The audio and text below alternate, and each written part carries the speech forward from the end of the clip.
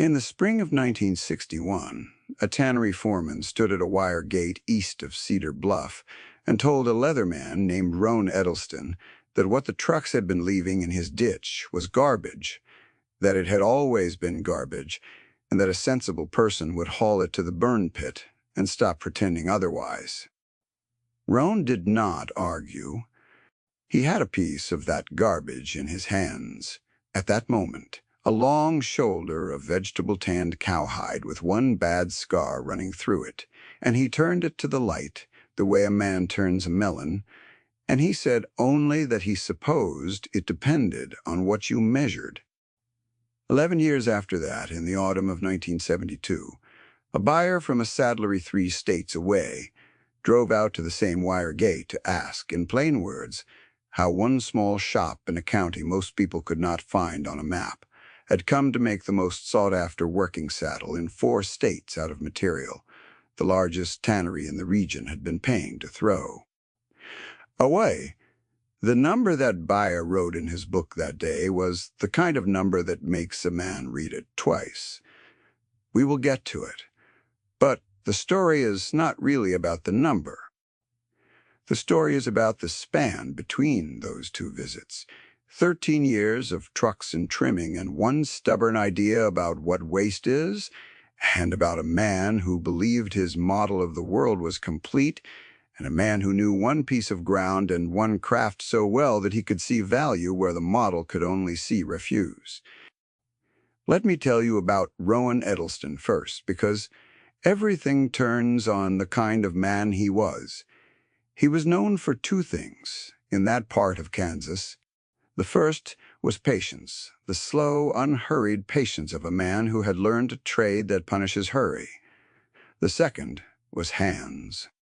People said Roan Edelston could read a hide with his fingers in the dark, could run a thumb down a side of leather and tell you where it had stretched, where it had healed, where the animal had rubbed a fence for a season and laid down a band of denser grain. He had a shop on 40 acres east of town, a low building of fieldstone and plank that his father had raised before him, and inside it the smell of oak bark and neatsfoot oil had soaked so deep into the wood that you could find the place blindfolded. His father had been a harness maker in the days when harness still mattered, when every farm in the county ran on horses and a broken trace at planting could cost a man his year. Roan had learned the old craft at a bench that came up to his chin, learned to cut and skive and stitch and burnish, learned that leather is not a dead thing but the record of a living one, that every hide carries the history of the animal that wore it. Then the tractors came and the harness trade thinned to almost nothing. And Roan, who was a young man by then, did the only sensible thing and turned his hands to saddles. A saddle is the hardest thing a leatherman makes. It has to hold a rider through 10,000 miles of work, has to flex and not crack, has to bear 1,000 pounds of pull through a roping dolly and give none of it back to the horse's spine. A bad saddle ruins a good horse.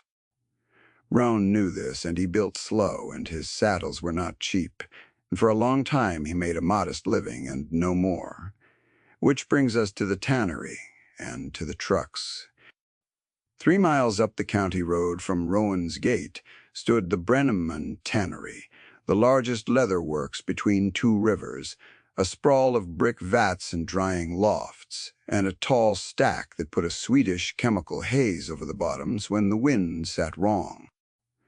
Brenneman tanned tens of thousands of hides a year, mostly by the chrome process, the fast modern method that turned a raw skin into finished leather in a day where the old vegetable tanning took weeks. Chrome leather was soft, uniform, cheap, and the world wanted it. The tannery sold it by the rail car. Brenneman also kept one small vegetable tanning operation alive in a backyard of oak bark pits, because a few old contracts still called for the slow leather, the firm, dense, oak-tanned hide that holds a tooled pattern and wears for 40 years. And vegetable tanning, done the old way, produces a great deal of what the tannery called scrap. The bellies that ran thin, the shoulders with brand scars and warble holes and fence rubs, the necks that wrinkled. The offcuts from squaring a side to a saleable rectangle. Anything that would not grade clean and uniform got tossed, and a tannery that size threw off a wagon load of it a week. For years, Brenneman had hauled that scrap to a rendering yard and paid to be rid of it. Then, in 1961, a new plant manager named Pell Aldecott looked at the haul fee and found a cheaper answer. There was a leather man down the county road, Aldecott was told, an odd, quiet fellow who tinkered with hides. Let him have the scrap. He would haul some of it himself, and what he did not want could go in his own ditch, and the tannery would save the rendering charge either way. Pell Aldecott was not a cruel man, and it matters that you understand that. He was a careful, intelligent, decent man who had risen through the leather industry on the strength of a real skill, the skill of grading. He could walk a drying loft and sort 1,000 hides into their proper classes faster than any man Brenneman had ever employed, and the company's margins lived and died on that grading. He believed, with the quiet certainty of a man whose method has never failed in front of him, that a hide was worth exactly what its grade said it was worth, that the scrap pile was scrap because the grading said so, and that sentiment about leather was a luxury the business could not afford. He was right about almost everything in his world. He was simply wrong about the one thing this story is built on. So the trucks began to come. The first load arrived on a gray morning in April of 1961, a flatbed that backed up to Roan's gate and dumped a tangle of curled, salt-crusted offcuts in the ditch and drove off without a word. Roan walked out and stood over it with his hands in his jacket and looked at it for a long time. The driver had not waited for a signature. There was nothing to sign for. To the tannery, it was a haul fee saved. To Rowan Edelston, it was something else entirely. He saw shoulders, he saw bends, he saw, under the salt and the curl, $100 of the finest oak-tanned grain in the county lying in his ditch because it had a scar on it. He crouched and took up the first piece, a shoulder folded over on itself and stiff as a board where the salt had drawn it tight, and he worked his thumb along the grain the way another man might run a hand along a horse's leg. He felt the warble holes, 3 of them in a line where a grub had bored through the living animal years before, and he felt where the hide had been condemned for those holes, and he felt also, 4 inches away, the dense, unbroken grain that the holes had nothing to do with. He stood there a long time in the cold turning that one shoulder, and when he carried it inside, it was not because the tannery had told him it was worthless. It was because he had already cut, in his mind, the 2 clean skirts that lay inside it. He began to sort. Let me tell you what sorting a scrap pile actually means, because this is where the craft lives, and the niche of this story is the difference between a man who can see and a man who can only count. Well, a grader like Aldecott looked at a hide and asked one question. Is it clean? Is it uniform, unscarred, the full rectangle of even grain that the market pays top dollar for? If the answer was no, the hide failed, and a failed hide was scrap, and scrap had one value, which was nearly nothing. The grade was binary, and it was fast, and across 10,000 hides it made the tannery money. There was nothing foolish in it. Roan did not ask whether a piece of leather was clean. He asked what it was good for. A grader sees a brand scar and condemns the whole shoulder. Roan saw a brand scar and saw that the leather 4 inches to either side of it was the densest, hardest, finest wearing grain on the entire animal, because the steer had carried that brand for years, and the hide around an old scar lays down tight against the body. That leather, cut around the scar, made the best saddle skirts a man could ask for. A grader sees a thin belly and condemns it. Roan saw a thin belly and saw lacing, the long supple strings a saddle needs by the hundred, the part of the hide that wants to be thin. A grader sees a fence rub and throws the side away. Roan saw a fence rub and saw that the rubbing had work-hardened a band of leather into something nearly as tough as horn, perfect for the wear leathers that take a stirrup's grind. He had a name for what he was doing, an old saddler's word his father had used at the same bench. He called it reading the carcass. A whole hide, he would tell you, is not one material. It is a dozen materials, each strongest in a different place, and the steer grows the right leather for every part of a saddle, if you only know where to look. The butt and the back, along the spine, lay down the heaviest, firmest leather, the part that wants to cover a saddle tree and take a tooled pattern.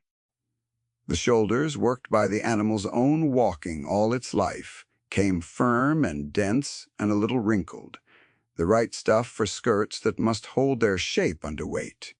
The bellies ran thin and loose, useless for anything that must keep a line, perfect for anything that must bend, which a saddle needs more of than people think. The Tannery sold leather by the square foot of clean grade, one price for the whole rectangle. Roan harvested it by the function, a different value for every region of the same hide. And the scrap pile, which had no clean rectangles in it at all, turned out to be full of exactly the small specialized pieces a saddle is actually made from.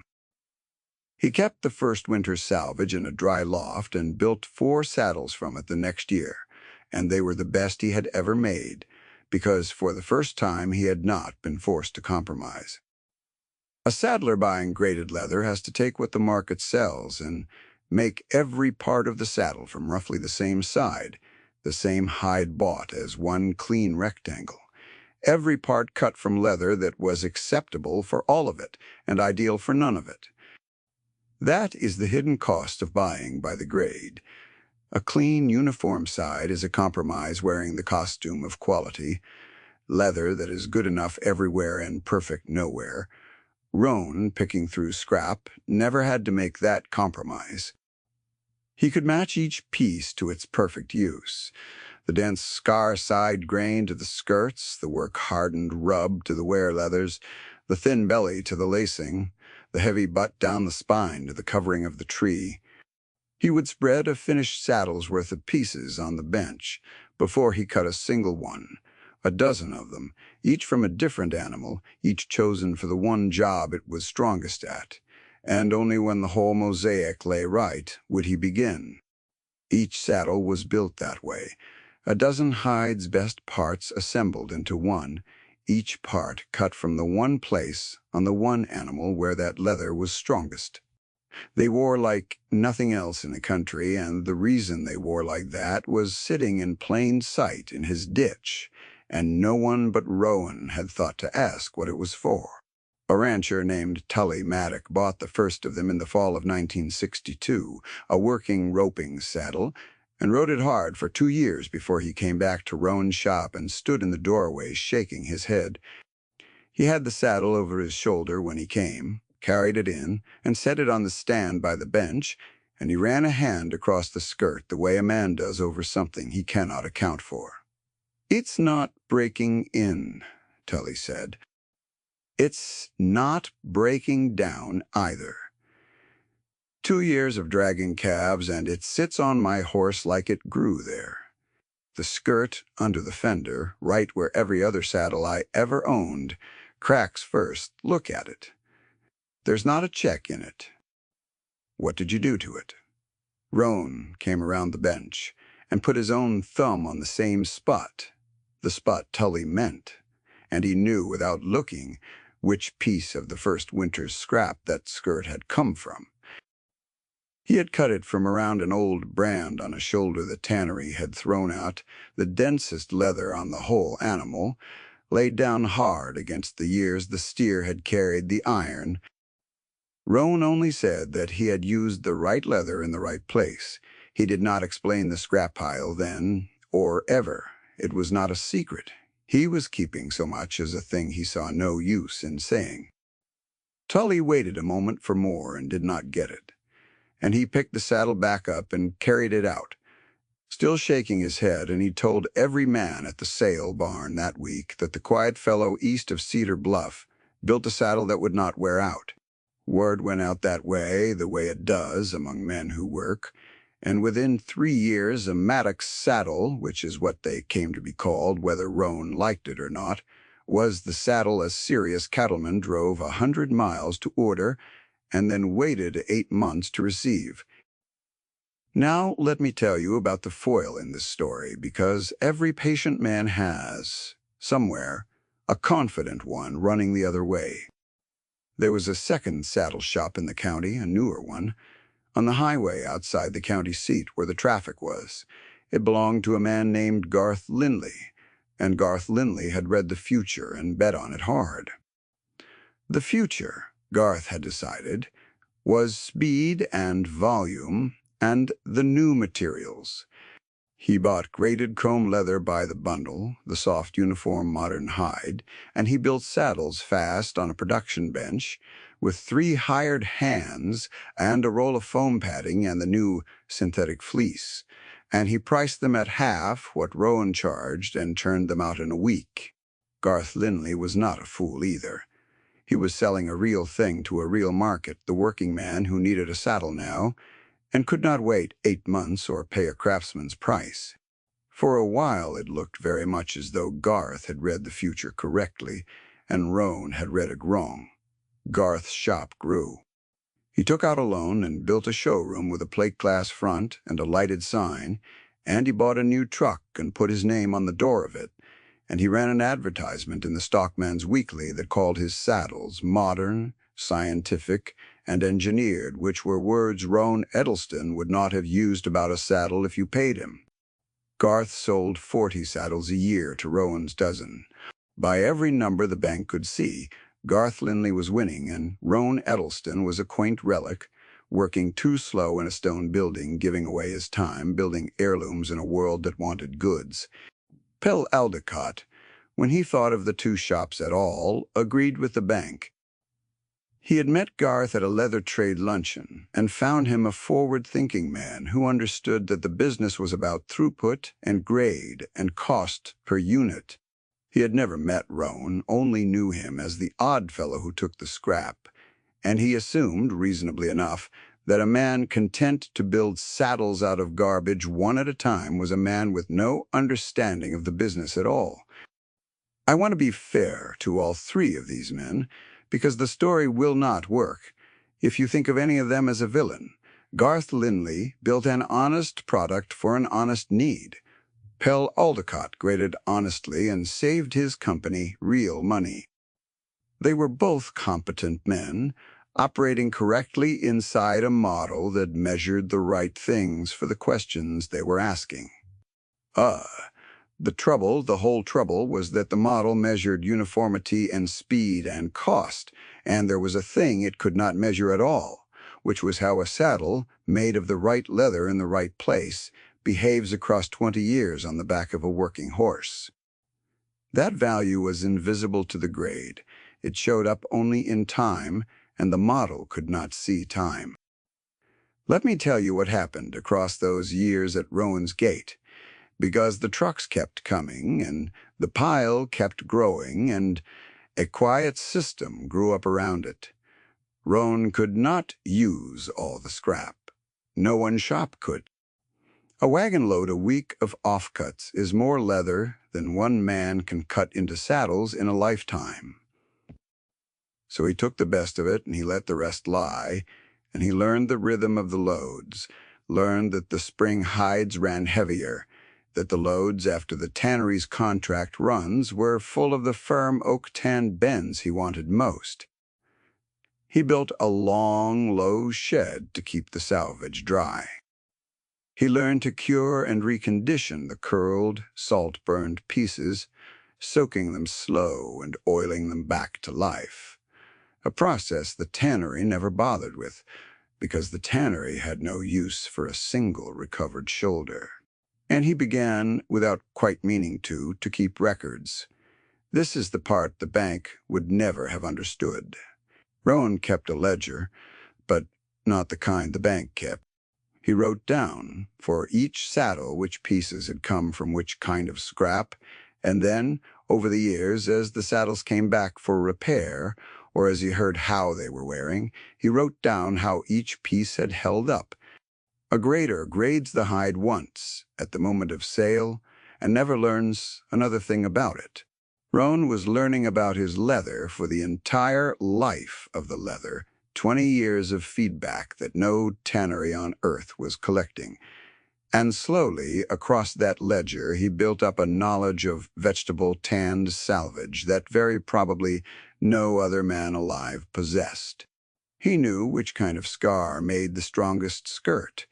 He knew that the work-hardened fence rub band wanted a year of rest before it was cut, or it would crack. He knew things the grade could not contain, because the grade asked a smaller question. I'll step out of the story for one moment, because this is the heart of it, and I want to say it plainly to you before we go on. We have built a whole world on grading, on sorting things fast into clean classes and pricing them by the class and moving on. It works mostly.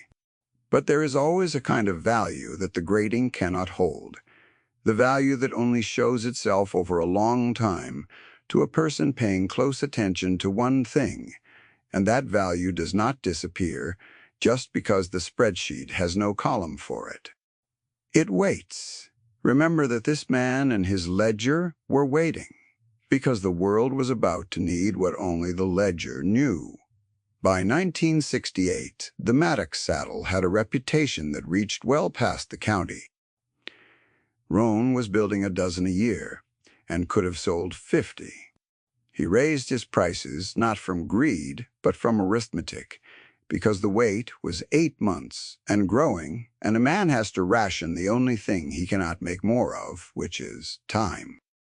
A Maddox saddle now cost more than 2 of Garth Linley's, and the people who wanted one paid it without complaint, because they had watched the older models wear, and they understood by then that they were not buying a saddle. They were buying 20 years of a saddle. Garth Linley watched this with a confusion that slid slowly into resentment. He could not understand how a man building garbage saddles one at a time, out of a stone shed, was charging triple his price and turning customers away. He told people Rowan was selling nostalgia, selling a story, that the old hand-built saddle was sentimentality dressed up as craft, and that any rational buyer would see that a modern engineered saddle did the same job for a third of the cost. He was not entirely wrong about the job a saddle does on the day you buy it. He was entirely wrong about the years after. Pell Aldecott, in those same years, was promoted. He had cut the tannery's costs to the bone, had pushed the chrome operation to record volume, had recommended in a report the company adopted that the small, unprofitable vegetable tanning yard be closed and the oak bark pits filled in, because the slow leather earned a fraction per square foot of what the chrome line earned, and tied up labor and space the modern operation needed. The report was sound. By every number Brenneman tracked, the oak bark yard was a drag on the business, a museum, a sentimental holdover. Aldecott was, again, correct inside his model. The vegetable tanning yard lost money on every square foot. It also produced the only leather Rowan Edelston could use. Now I have to tell you what happened next, because this is where the ground shifts under everyone, and it did not shift because Rowan willed it or schemed it. He had no part in it at all. The shock came from outside, the way these things do, and it exposed in one season everything the model had been failing to count. In the spring of 1970, the chrome tanning world took a blow no one in the county had seen coming. A federal inquiry prompted by problems at plants far from Kansas brought new restrictions onto the chromium salts that the fast tanning process depended on, restrictions on their discharge into rivers and on the handling of the spent liquors. Overnight, the cost of chrome tanning rose, and the supply of cheap chrome leather to small saddleries tightened, and then, for a hard stretch, nearly stopped. The big tanneries could re-engineer their plants in time. The bundles that men like Garth Lindley bought their hides from could not deliver. I'll let that sit for one beat, because the irony of it is quiet and complete. The modern, scientific, efficient process turned out to depend on a single cheap input that a change in the wider world could choke off in a season. The slow, inefficient, sentimental process that Brenneman had nearly buried depended on oak bark and water and time, none of which any agency was going to restrict, all of which came from the ground a few miles away. Garth Lindley's shop hit the wall first and hardest. His leather supply dried up. The bundles did not come, and when they came, they cost what his whole margin had been, and he could not raise his prices because his entire business was built on being cheaper than Roan. He had 3 hired hands and a showroom mortgage and a truck loan and a model that worked only at volume, and the volume stopped. He let the first hired hand go in June and the second in July, and by August he was working the production bench alone in a showroom built for 3. A man who had supplied him a leather jobber out of Wichita told him over the telephone that there was no chrome stock to be had at any price he could pay, and Garth, who was not a man given to admitting trouble, said the thing a man says when the ground has gone out from under him and he cannot yet say so plainly. "It'll come back," Garth said. "It always comes back. I just need to ride out the one season." It did not come back in one season. Through the late summer of 1970, he sold off his bench tools to make the loan payments. The good German edge tools first because they brought the most, and a man at the auction who had bought a saddle from him years before could not look at him while he bid. By winter, the lighted sign was dark, and the plate-glass showroom had a paper notice taped inside the door, and Garth Lindley, who had read the future and bet everything on it, was driving to the county seat each morning to look for work. I want you to feel the right thing here because the niche of this story does not gloat. Garth Lindley was not a bad man, and he did not deserve ruin. He had built an honest thing for an honest need, and the ground moved under him through no fault of his own, and that is not a victory to celebrate. It is a casualty to mourn. The story does not ask you to cheer that Garth lost. It asks you to see why he lost, and the why is the whole lesson. He had built his life on a value the model could measure, cost and speed, and when the world changed, the thing he had not measured, resilience, the simple fact of not depending on a fragile single input, turned out to be the only thing that mattered. And Roan Edelston, 3 miles down the road, did not even break stride. His leather came out of a ditch. The oak bark yard at Brenneman was still running, barely, on the last of its old contracts, and the scrap still came. And Roan had a shed full of cured salvage besides. Years of it reading like a savings account no bank had ever counted. While Garth's supply collapsed, Roan had on hand more of exactly the right leather than he could use in a decade, and not 1 square foot of it depended on a chemical the government could restrict. He raised his output as far as 1 pair of hands could go, which was not far, and the 8-month wait became a 2-year wait, and the orders came in from 3 states and then 4. Which brings us back to Pell Aldecott and to the closing of a circle he never saw being drawn. When the chrome restrictions hit, Brenneman's management did a hard reckoning. The chrome line, the company's whole future, was suddenly expensive and constrained. And someone in a meeting asked the obvious question, which was whether the old vegetable tanning capacity, the oak bark yard that Aldecott had recommended closing, might be worth expanding now that slow leather was the only leather not caught in the chrome bottleneck. The market for firm oak-tanned hide had gone in one season from a dying sideline to the most profitable thing the tannery could make. And so Pell Aldecott, doing his job honestly as he had always done it, set out to study the vegetable leather market, to understand what oak-tanned hide was actually worth and who actually understood it, so that Brenneman could expand into it intelligently. His study led him within a week to a single shop east of Cedar Bluff that was somehow turning the most respected working saddle in 4 states out of vegetable tanned material. He pulled the records of who that shop bought its leather from, expecting a competitor's tannery, a rival supplier. The shop bought from no one. It had no leather account anywhere. It took Aldecott 2 more days to understand. And when he understood it, he drove out himself, because he did not believe it. He drove the 3 miles down the county road in a company car with clean tires that had never stood in a barnyard, and he stopped at a wire gate and a stone shed, and he found Rowan Edelston at a bench with a half-stitched skirt clamped in the stitching horse and an awl in his hand. Aldecott introduced himself, and Rowan set the awl down and shook his hand and waited, the way he waited for everything. The tannery man's eye had already gone past him to the long, low building behind the shop, where the door stood open on the dim, and he asked, in the careful voice of a man who suspects an answer he will not like, whether he might see it. Cron said he was welcome to.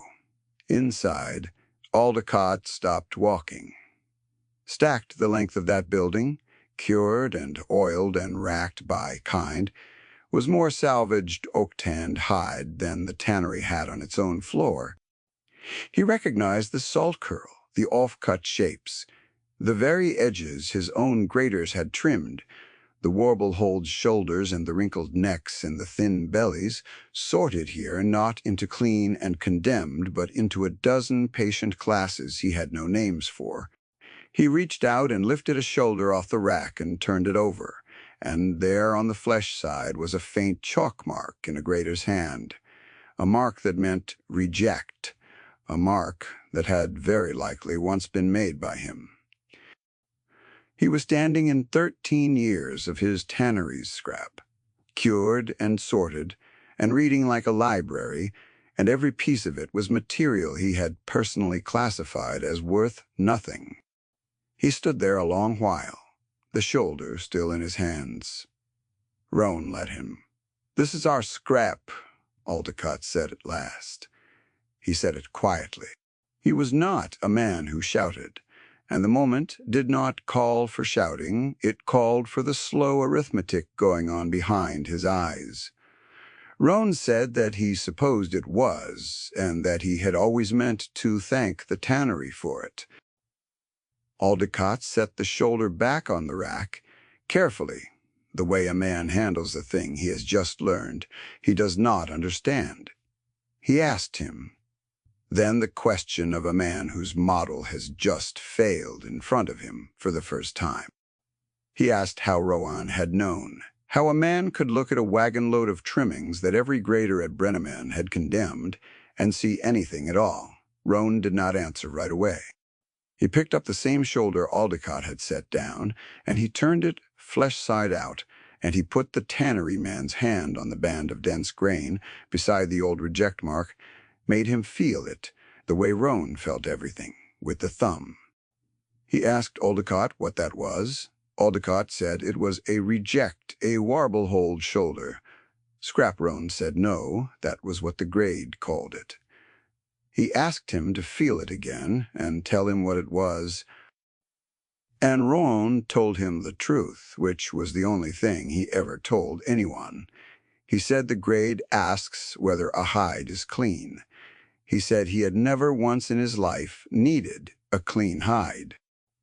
He said a saddle is not made of a clean hide.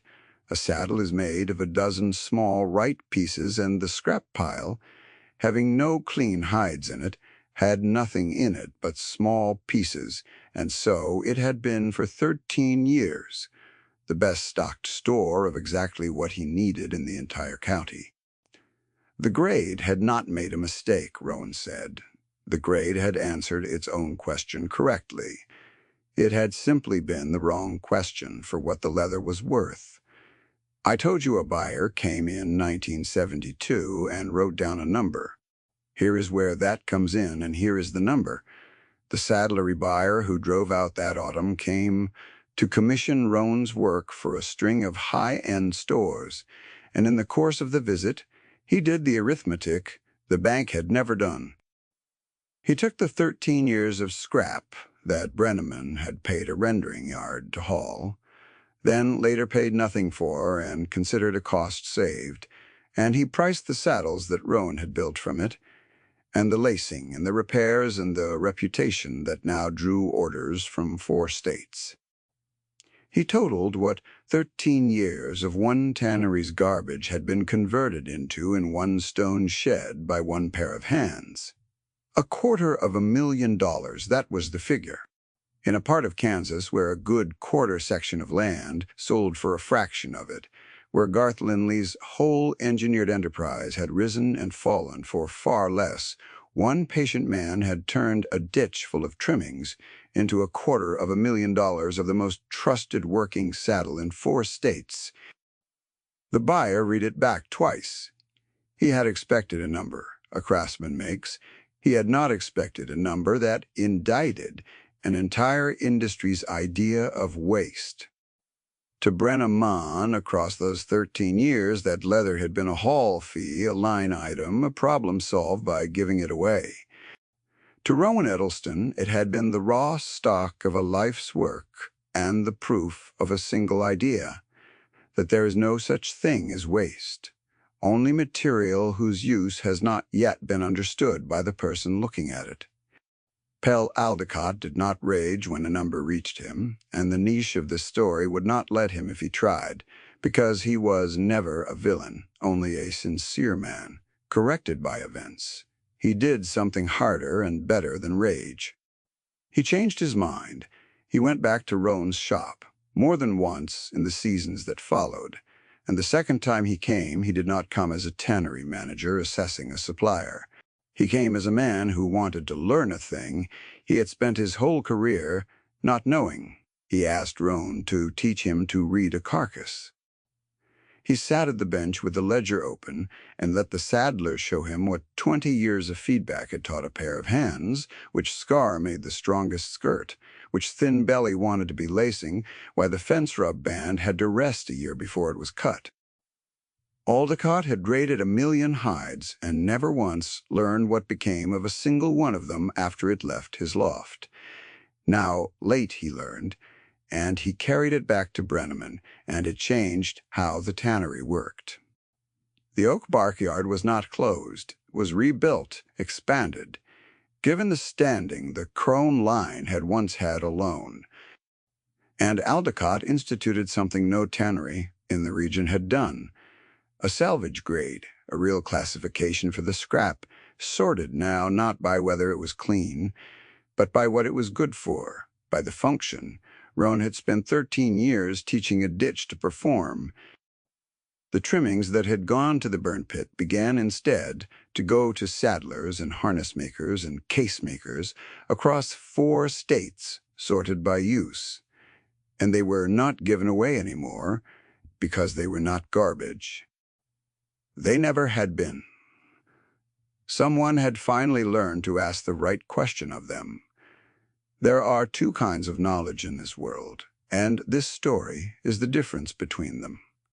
There is the wide kind the fast kind, the kind that can sort 1,000 hides into clean classes in an afternoon and price them and move them and make a margin in answer to a bank.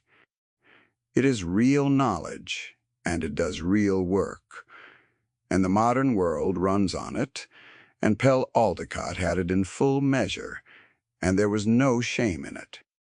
It measures what can be measured quickly across great volume, and the price of that reach is that it cannot see what only shows itself, slowly in one place, over a long time, to a person paying close and patient attention. And there is the other kind, the narrow kind, the deep kind, the kind that comes from knowing one craft and one material so completely that you can read in a salt-curled trimming the saddle it wants to become, the kind that keeps a 20-year ledger no one asked for and learns from it what no grade can hold. It does not scale. It cannot sort 1,000 hides in an afternoon. It can only know one thing all the way down. But what it knows truly, and when the wider world's fast measurements fail, as they did in the spring of 1970, it is the deep, narrow knowledge that turns out to have been holding the real value all along, quietly, in a shed out of a ditch. Rowan Edelston worked another 20 years at that bench. He never called himself wealthy, never used the word, and would have been embarrassed by it. He thought of himself as a man with a good trade and enough work to die in the middle of, which is all he had ever wanted. He took an apprentice in his later years, a young man with patient hands, and he taught him to read a carcass and to keep the ledger, and to never ever throw away a piece of leather until he was certain he understood what it was good for. The mattock saddle outlived the man it was named for. So did the idea. The last load of scrap came to the gate on a cold morning near the end, after the tannery's ways had changed, and the good salvage went elsewhere now, and only the truly spent pieces still came down the county road out of old habit. Rowan walked out to it the way he had walked out to the first load, 13 years and 30 years before. An old man now in the same stone-shed light, and he stood over the curl of trimmings in the ditch, with his hands in his jacket, and he turned one shoulder of it up to the morning to read the grain. He found, even in that, a band of leather 4 inches wide that would make a fine pair of wear leathers, dense and work-hardened, the best part of the hide, lying in a ditch because it had a scar through the middle of it. He carried it inside, and he set it on the bench to cure, and he left it there in the oak bark dark to wait until it was understood.